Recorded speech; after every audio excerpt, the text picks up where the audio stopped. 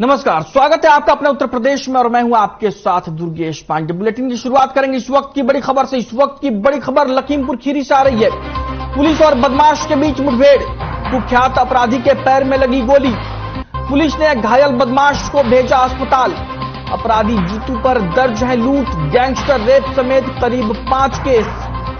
गोला कोतवाली क्षेत्र के अलीगंज नहर पुलिया के पास हुई मुठभेड़। लखीमपुर की खीरी की तस्वीरें आप अपने टीवी स्क्रीन पर देख सकते हैं, जहां बदमाश के पैर में गोली लगी है। पुलिस और बदमाश के बीच मुठभेड़ हुई। जीतू नाम है बदमाश का और उस पर करीब 5 केस दर्ज हैं। आप देख सकते हैं किस तरीके से गोली लगने के बाद से बदमाश को इलाज के लिए अस्पताल में भर्ती कराया गया है। पुलिस और बदमाश के बीच मुठभेड़ हुई है और मुठभेड़ में बदमाश के पैर में गोली लगी और बदमाश घायल हो गया है।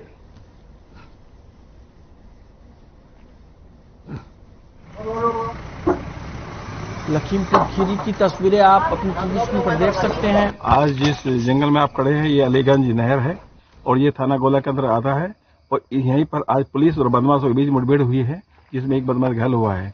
वाकयात ये है कि एडीजी सर लखनऊ और आईजी सर लखनऊ के पर्यवेक्षण में और एसपी खीरी सर के मार्गदर्शन में जनपद खीरी के अंदर बदमाशों के खिलाफ अभियान के तहत कार्रवाई की जा रही है। उसी के तहत जनपद खीरी में जगह जगह रैंडमली चेकिंग हो रही है। उद्देश्य है कि संदिग्ध व्यक्तियों की तलाश हो, उन पर कार्रवाई हो। इसी के परिप्रेक्ष्य में एसएचओ गोला साहब और स्वाट टीम आज अलीगंज चौराहे पर चेकिंग कर रहे थे, तभी उन्हें किसी मुखबिर सूचना प्राप्त हुई कि एक बाइक पर 2 व्यक्ति हैं जो संदिग्ध हैं, बदमाश हो सकते हैं और किसी घटना को कार्य करने की फिराक में हैं। इस सूचना पर तत्काल एसएचओ गोला और स्वाट टीम रवाना हुई और जैसे ही उन्हें बाइक पर 2 सवार आधे दिखाई दिए, उन्होंने हाथ रोकने का प्रयास किया। बदमाशों ने पुलिस पर फायर करना शुरू कर दिया। पुलिस ने भी अपने बचाव में अपने आत्मरक्षा फायर किया, जिसमें एक बदमाश के गोली लगी। वहीं बांदा में तेज रफ्तार स्कूली वैन अनियंत्रित होकर सड़क किनारे पलट गई, जिसमें 8 बच्चे गंभीर रूप से घायल हो गए। जैसे स्थानीय लोगों ने देखा तो मैजिक में बैठे बच्चों को निकाला गया और 108 एम्बुलेंस के माध्यम से सामुदायिक स्वास्थ्य केंद्र बवेरू में भर्ती कराया गया, जहां डॉक्टर ने 7 बच्चों की गंभीर हालत को देखते हुए उन्हें जिला अस्पताल रेफर कर दिया।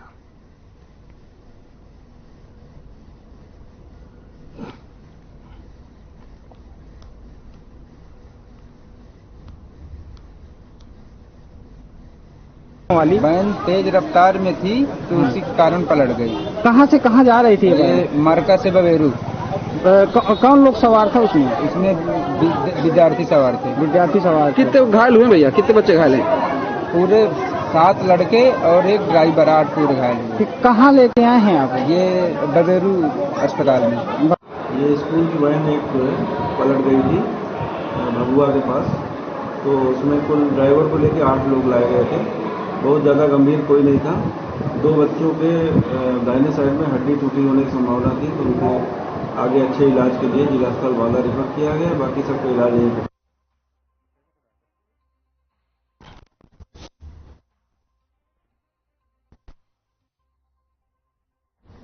वहीं अपराध और अपराधियों पर लगाम लगाने और किसी भी तरह की असुविधा से निपटने के लिए गाजियाबाद पुलिस ने एलिवेटेड कंट्रोल रूम का उद्घाटन किया है।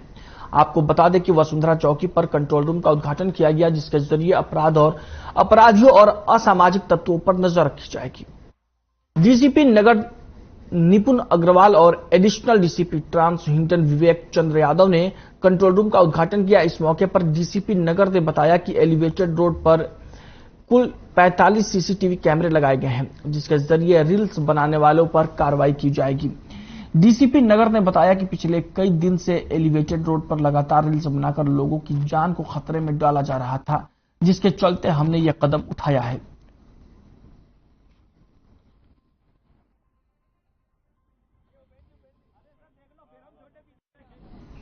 देखिए, गाजियाबाद में जो एलिवेटेड रोड है, इस पे अक्सर रील्स और स्टंट्स करते हुए लोग बाग दिखाई देते थे, जो कि ट्रैफिक के नियमों का उल्लंघन भी करते थे। ये बहुत ही सेंसेशनलाइज हो जाती थी वीडियो, जिसपे हम लोग को त्वरित कार्रवाई करनी होती थी।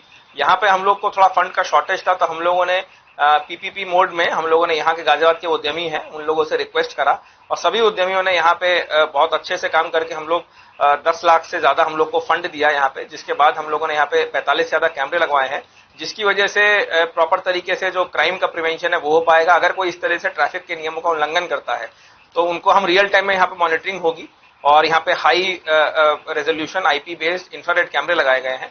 कोई भी इस तरह की गतिविधि करेगा तो तुरंत ही उनको हमको एप्रीहेंड करके उन पर कानूनी कार्रवाई करी जाएगी। वहीं बिजनौर के चांदपुर थाना क्षेत्र के गांव बागड़पुर के पीपल फॉर एनिमल्स के सदस्य वीर सिंह राजेश कुमार ने 9 जनवरी 2004 को पूर्व मुखबिर की सूचना के आधार पर बागड़पुर हाल्ट पर पहुंचे, जहां 3 व्यक्ति कुछ बैलों को मारने पीटते हुए चांदपुर की ओर से गजरौला ले जा रहे थे, जिनको रोककर पूछताछ की। इस दौरान उन्होंने बताया कि हम 13 बैलों को वध के लिए ले जा रहे हैं। उन्होंने अपना नाम फहीम, उम्मेद और फैजान बताया, जिन्हें पकड़कर बैलों के साथ थाने लाया गया। वीर सिंह और राजेश कुमार ने थाना चांदपुर के में 3 अभियुक्त गणों के खिलाफ गौ वध अधिनियम और पशु क्रूरता अधिनियम के आधार पर रिपोर्ट दर्ज कराई थी, जिस पर सिविल जज जूनियर ने तीनों अभियुक्तों को 1 साल के कठोर कारावास और 2500 रुपए जुर्माने की सजा सुनाई है।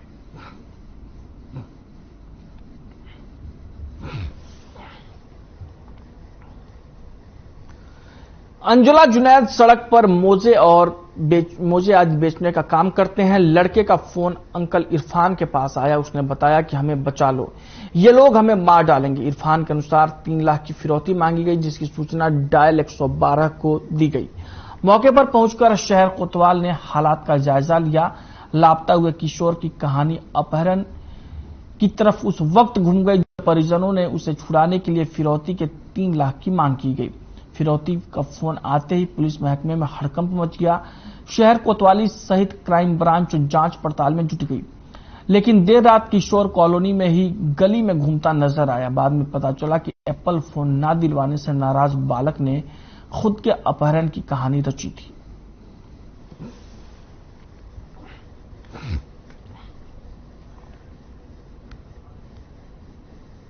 ये कोतवाली नगर के पक्का बाग का मामला है। इसमें एक बच्चा शाम को करीब 7 बजे घर से निकला और फिर उसके बाद 9 बजे तक घर वापस नहीं आया और उसके दोस्त के मोबाइल पे एक मैसेज आया कि 3 लाख रुपए दे दीजिए अन्यथा आपके बच्चे को मार डाला जाएगा। और उसी मोबाइल से फिर उसी बच्चे की कॉल भी आने लगी कि हमको कुछ लोगों ने अपहरण कर लिया है और पैसे भिजवा दीजिए।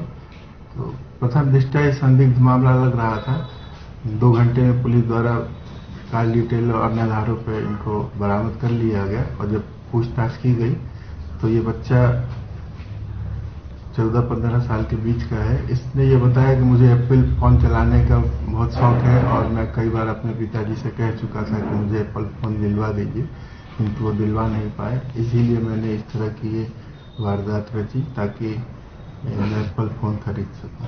क्या कोई कार्रवाई भी कर रहे हैं इस पर? क्योंकि बच्चा नाबालिग है तो इस तरह से कोई कार्रवाई नहीं की जा। वहीं महोबा में बदमाशों में कानून का डर खत्म हो गया है। दबंगों ने एक महिला के घर के बाहर तोड़फोड़ की, फिर घर में घुसकर मारपीट की और 50,000 रुपए की नकदी समेत सोने के आभूषण साफ कर दिए और मौके से फरार हो गए। पीड़ित परिवार ने पुलिस को छोटू यादव, दिलीप यादव और राहुल यादव के नाम पर मामला दर्ज कराया था, लेकिन पुलिस ने अभी तक इस पर कोई कार्रवाई नहीं की है।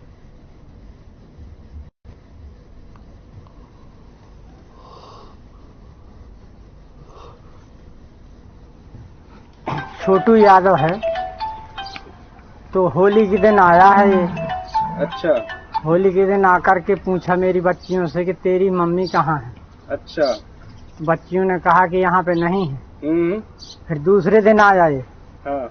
दूसरे दिन इसने कहा कि तेरी मम्मी कहाँ है, बच्चियों से पूछा तो बच्चियों ने कहा कि यहाँ पे नहीं है। शाम को मैं आया, मेरी बीवी आई तो उसने कहा कि ये छोटू तुमको मिलता रहता है, मुझे भी मिलता रहता है गली घाट में, तो ये हमसे कुछ नहीं कहता है और घर पे आकर के है जो पूछता है तेरी मम्मी कहाँ गई। किन कारणों पूछता है? कारण कोई पता नहीं है मुझे, किस कारण से पूछने आया है, किस कारण से पूछने नहीं आया है, उसका क्या क्या इरादा है, क्या इरादा नहीं है। सब झगड़ा हो गया कि 2 दिन आया पहले, अच्छा, और फिर 1 दिन आया तो हमने अपने पति से कही कि उनके घर की हाव कि वे किस लिए आते हैं यहाँ, हमारी बच्ची रहती है, हमको पूछते हैं। तो हमारा पति गया उनके घर, उनकी मम्मी से किया कि अपने बच्चों को रोक लेना, मेरे बाल बच्चे रहते हैं और मेरे घर ना जा, जो कुछ बात हो सो मेरे से करे। तो उसकी मम्मी बोली हाँ हम बोल देंगे। भागया मेरा पति। फिर दूसरे दिन आया, मेरा पति गया था लाख कतरवाने थ्रेसर पे मजदूरी करने। फिर दूसरे दिन आया तो बस बोले मेरे घर तेरा आदमी कहाँ गया था, रंडी कुतिया छिनार ने करिया, तुझे बीच खोर में तेरा बलात्कार करूंगा, तुझे नंगा करके मारूंगा। हम कुछ नहीं बोले, अपना दरवाजा बंद करके 2 बिटियां छुपा के। घटना घटी, छोटू आया था तो मारपीट किया। मारपीट कहाँ की है? घर के अंदर मारपीट की है क्या घर के बाहर मारपीट की? घर के अंदर। घर के अंदर मारपीट की। कितने लोग आए थे मारने पीटने? 3 जने। 3 लोग थे। क्या क्या नाम है तीनों का? छोटू, दिलीप, राहुल। कितने साल के हैं आप? कितने साल के? कितने में पढ़ते हैं? 7 में। 7 में पढ़ते हैं? हम पढ़ते हैं 7 में। 7 में आप पढ़ते हैं ना? हाँ। कितने साल के होंगे लगभग आप? आपकी उम्र कितनी है? उम्र कितनी है? 13 साल की। 13 साल।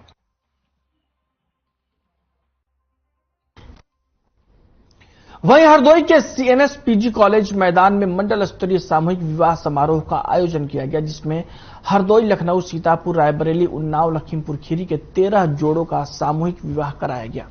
CNS प्रांगण में आयोजित सामूहिक विवाह कार्यक्रम 443 जोड़े हरदोई, 349 जोड़े सीतापुर, 260 जोड़े रायबरेली, 338 जोड़े लखनऊ, 80 जोड़े लखीमपुर और 30 जोड़े उन्नाव के थे। इस दौरान श्रम सेवा योजना और समन्वय विभाग के मंत्री अनिल राजभर ने इस सभी विभाग के राज्य मंत्री मनोहर लाल पंथू मन्नू कोरी मौजूद रहे।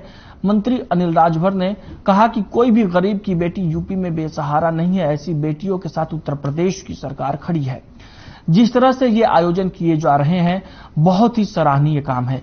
अखिलेश यादव के बुंदेलखंड एक्सप्रेसवे के बयान को लेकर उन्होंने कहा कि अखिलेश यादव विरोध का फैशन बना लिए हैं।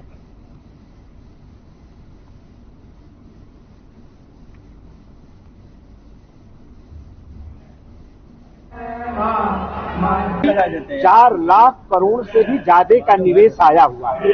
जो टॉप 5 जनपद थे जहां सबसे ज्यादा ग्लोबल इन्वेस्टर समिट में निवेशकों ने उत्साह दिखाया, उसमें झांसी भी है।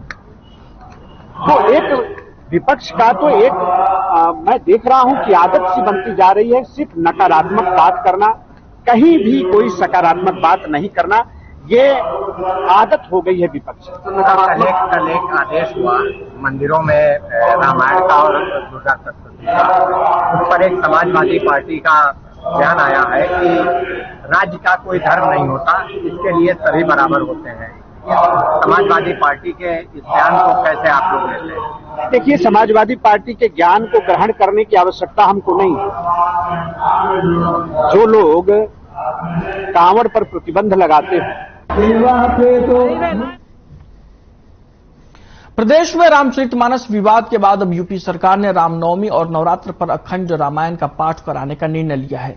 सरकार के इस निर्णय पर राजनीति भी शुरू हो गई है। विपक्ष इसे चुनावी लाभ लेने के लिए लोगों को धर्म के नाम पर बांटने वाली राजनीति बता रहा है, तो वहीं आमजन सरकार के इस कदम की तारीफ कर रहे हैं।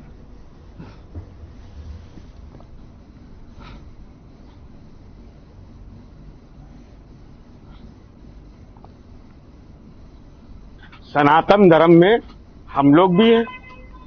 माननीय राष्ट्रीय अध्यक्ष जी के यहाँ बहुत बड़ी पूजा होती है हर मंगल हर शनिचर को। रामचरितमानस सनातन धर्म की एक नींव है। सनातन धर्म में हम लोगों को मार्गदर्शन देने वाले रामचरितमानस का हम लोग सम्मान करते हैं। और रामचरितमानस जब तक सूरज चांद रहेगा, रामचरितमानस का नाम रहेगा। भाई, उत्तर प्रदेश सरकार माननीय मुख्यमंत्री योगी जी जो निर्णय लिया है, ये सभी मंदिरों में नवरात्रों के अखंड पाठ और दुर्गा सप्तमी का पाठ और जागरण का कार्य, ये बहुत ही सुंदर कार्य है, बहुत ही सराहनीय काम है। ये तो बहुत अच्छा कदम है। और ये होना भी चाहिए। कायदे से तो ये है कि हर बच्चे को भी इसका हिंदू अपने धर्म में जो है इसका ज्ञान होना चाहिए और ये बहुत अच्छी पहल है। ये सिर्फ जो राजनीतिक सोच सकते हैं उनके लिए बिंदु है, बाकी ये आम जनमानस के लिए है। रामनवमी हमारे यहाँ पे प्रदेश में देश में काफी धूमधाम से मनाई जाती है और अब की बार पहली बार सरकार ऐसा कदम उठा रही है और रामचरित का मानस तो घरों घरों में किया जाता है। वहीं बांदा के बबेरू कस्बे पर फर्जी तरीके से चल रहे अंशपालिक क्लिनिक का निरीक्षण किया गया। आपको बता दें कि निरीक्षण जिलाधिकारी के निर्देश पर उप जिलाधिकारी और सीएचसी अधीक्षक ने पॉलीक्लिनिक पर पहुंचकर औचक निरीक्षण किया, जिसमें अंश पॉलीक्लिनिक पर मरीजों का इलाज झोला छाप डॉक्टर कर रहे थे। निरीक्षण करने गए उप जिलाधिकारी और सीएचसी अधीक्षक को देखकर फर्जी झोला छाप डॉक्टर पीछे वाले कमरे पर छिपकर बैठ गया। उप जिलाधिकारी ने जांच पड़ताल करने के बाद कार्रवाई कर अंश पॉलीक्लिनिक को सील कर दिया है।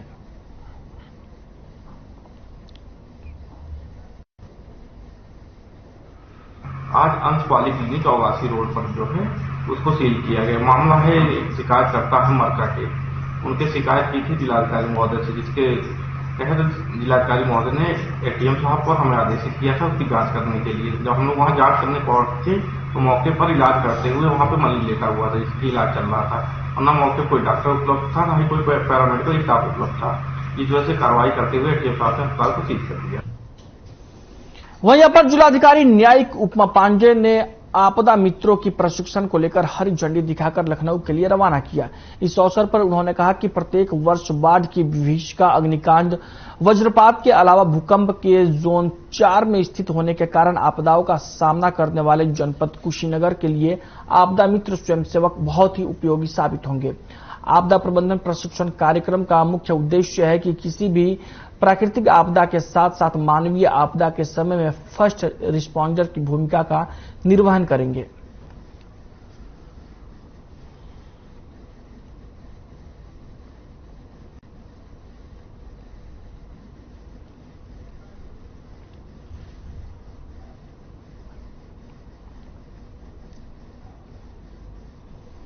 वहीं कुशीनगर में जनपद की समस्याओं को लेकर जिलाधिकारी ने जनप्रतिनिधियों के साथ बैठक की। बैठक में जनपद के सभी विधायक गणों की उपस्थिति हुई।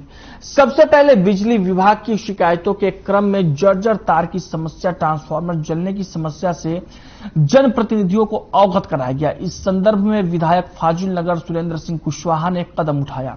जिलाधिकारी ने रिवैम्प योजना की चर्चा करते हुए अधिशासी अधिकारी बिजली को सभी जगह तारों को बदलने और इस संदर्भ में कार्य करने के निर्देश दिए।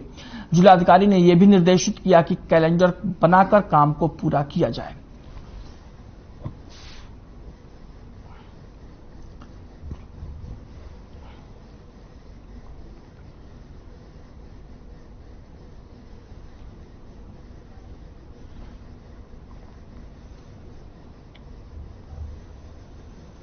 वहीं कानपुर के महाराजपुर में डेंटल सर्जन की निर्मम हत्या कर दी गई। घटना की जानकारी पर पुलिस के आला अधिकारी समेत फॉरेंसिक टीम मौके पर पहुंची और जांच पड़ताल में जुट गई।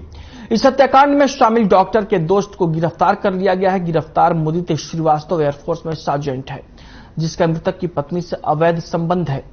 पुलिस ने शव को कब्जे में लेकर पोस्टमार्टम के लिए भेज दिया। वहीं डीसीपी पूर्वी ने बताया कि पुलिस ने हत्या का मुकदमा दर्ज कर आगे की कार्रवाई शुरू कर दी है।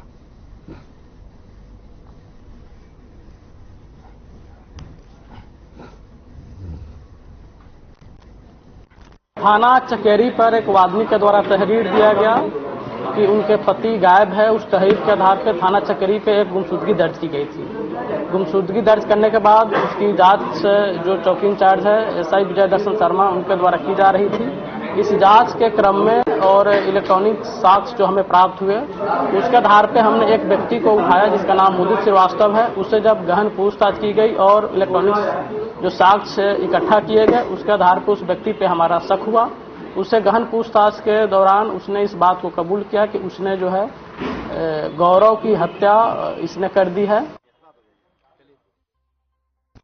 खबर संभल से है, जहां पर पुजारी का शव बरामद हुआ है। आपको बता दें कि बुधवार को सुबह शिव मंदिर के बराबर बने कमरे में पुजारी का शव मिलने से हड़कंप मच गया। वहीं मामले की सूचना मिलते ही मौके पर पहुंची पुलिस ने महज 4 घंटे के अंदर ही घटना का खुलासा कर पुजारी के हत्यारे राजू को गिरफ्तार कर जेल भेज दिया है।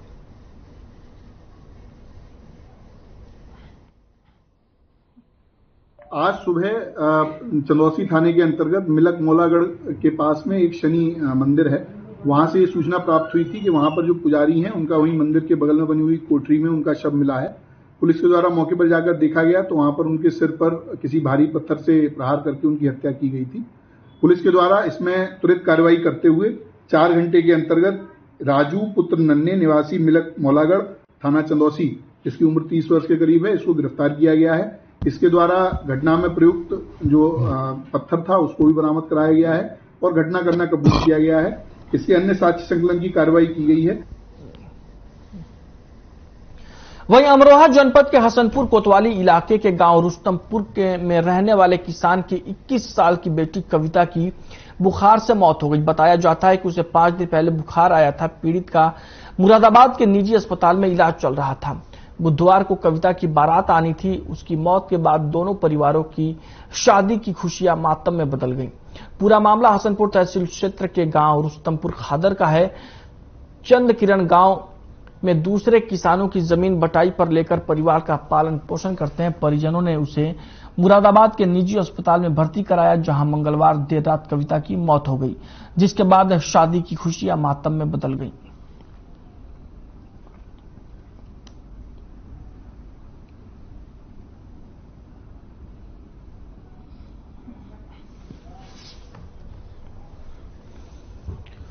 वहीं बिजनौर में राष्ट्रीय विकलांग एसोसिएशन के धरना प्रदर्शन किया। निश्चितकालीन भूख हड़ताल को लेकर एजाज अली हॉल में एक बैठक आयोजित की गई, जिसकी अध्यक्षता राष्ट्रीय अध्यक्ष MR पाशा और संचालन जिला कोषाध्यक्ष गुरबचन सिंह ने किया।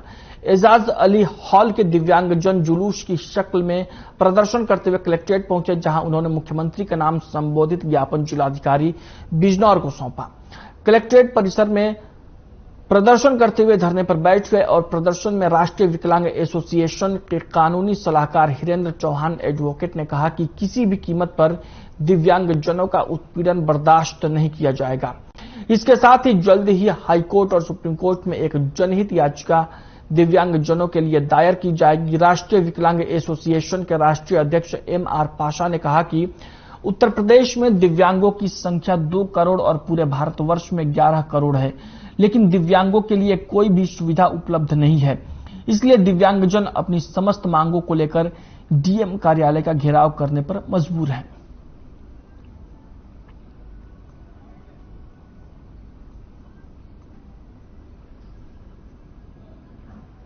राष्ट्रीय विकलांग एसोसिएशन के नेतृत्व में समस्त पदाधिकारीगण और हमारे सभी साथी यहाँ पे आए हैं और अब से नहीं कम से कम 10 सालों से धरना प्रदर्शन करते आ रहे हैं और अपनी मांगे रखते आ रहे हैं, लेकिन अधिकारी हर बार आश्वासन पे आश्वासन, आश्वासन पे आश्वासन, आश्वासन के अलावा कुछ नहीं मिला। कोई भी हमारी मांग पूरी नहीं हुई। डोडा विभाग 3री मंजिल पे हमने उसको नीचे शिफ्ट करने की मांग की, वो अभी तक नहीं हुई। जो ये नई बिल्डिंग है इनों भी रैम नहीं बना, ना लिफ्ट लगी हुई किसी में, और CDO साहब का ऑफिस 3री मंजिल है वो भी नीचे नहीं आया।